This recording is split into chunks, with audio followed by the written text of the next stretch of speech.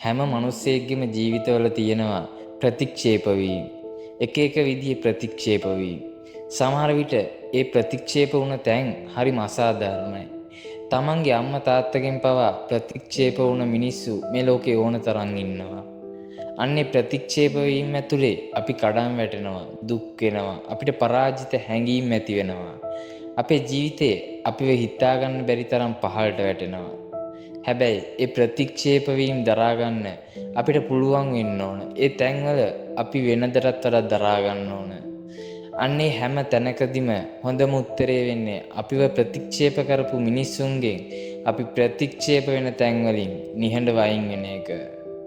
මොකද නිහඬ බව, ඉවසීම, කාලය කියන්නේ ගොඩක් ප්‍රශ්න වලට උත්තර ගේන දෙයක්. ඉතින් ප්‍රතික්ෂේප වීම බාර ගන්න. ඉංගියකින් හරි ප්‍රතික්ෂේප වීමක් දැනුණොත් ඒ තැන්වලින් නිහඬව අයින් වෙන්න. ප්‍රතික්ෂේප වීම කියන්නේ එක්තරා ආශිර්වාදයක්.